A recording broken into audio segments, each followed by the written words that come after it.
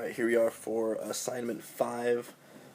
Three-part questions. Explain how Gunpei Yoko revolutionized portable gaming and why video game companies couldn't compete with it. Explain how a video game emulator works. And explain how open source management affects mobile gaming. Let's get into the first parts.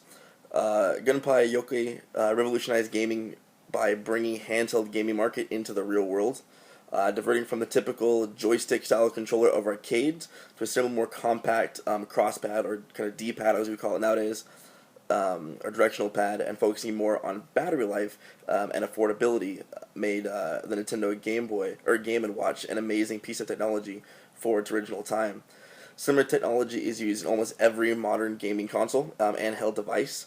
Every modern gaming machine has a D-pad of some form or another, and the modern DS or 3DS or DSi or 3DS XL, whatever version you want to talk about, line share a very similar form to the original Game & Watch. Everything from two screens to the D-pad, A and B buttons, start, select. I mean, all these things trace their way back to the original Nintendo Game & Watch, making portable gaming a real thing from kind of that point on. Now with things like the PS Vita, taking almost the graphics comparable of a PS3 and putting it in your hands. It's just grown and grown and grown since that original time period.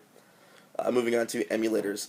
I love emulators. I think they're fantastic. I use them all the time. Emulators use software to recreate the functions of older pieces of hardware or newer hardware. This is done with a lot of video game consoles. It's a great way to be able to play many older video games titles without having to own, store, and repair old hardware technology, for being able to replicate the hardware through software on modern PC consoles, or even consoles if you do choose to jailbreak or homebrew your consoles, whether it be Xbox, Wii, or whatever. There's a lot of things you can do there. This can be done there are emulators from everything from Atari's, NES, SNES, Game Boy, GBA, Game Boy Color, N64, PSX, PS2, Wii, and even hundreds of lesser known consoles. I've personally used emulators for NES, SNES, PSX, PS2, Sega Genesis, 64, and Wii. The cartridges, instead of having the cart-based systems, are replaced by ROM files, which have all the original game code in a single file that can be loaded through the emulator to play the game.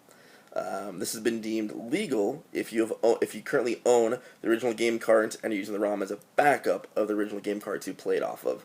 That's the way around piracy and stuff like that are real issues, but that's the legal side of it, I suppose. But I run everything from my iPhone and my iPad to my PCs.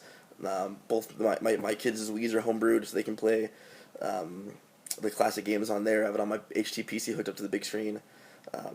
Just last week, my wife and I did a speed run through the original Mario Brothers for the NES on the 6-inch TV using a wired Xbox controller to be able to play through that through the HTPC.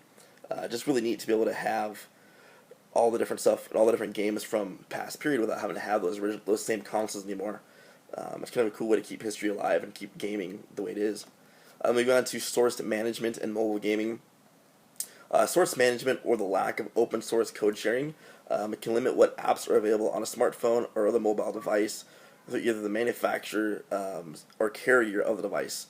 This limiting is said to be done to keep things fair, or to make sure apps run properly on that device you are installing them on. However, I tend not to agree with this thought process at all. The reason many people have to jailbreak their device is so they can be used to do the things that its hardware is capable of doing, even if the manufacturer's software or carrier is limiting it to.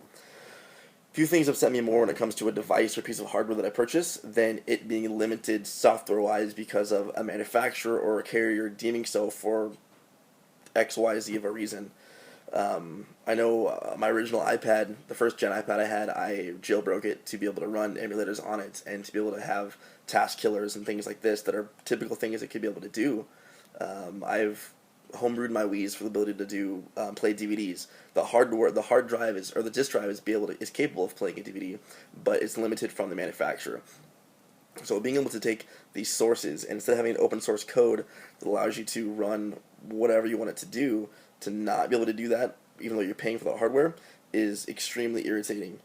And so to be able to do that, or get around that by jailbreaking, homebrewing, whatever, has actually been deemed legal now through different court systems. I know there's a big whatchamado when the iPhone was jailbroken, or was it the PS3 that was jailbroken? Instead, it was the PS3 when it was jailbroken last year, 18 months ago, whatever. And it was said to be legal to do that. You just couldn't have access to Sony's updates after that, which was okay by the person who did it. It was just to be able to take advantage of what the hardware could actually do.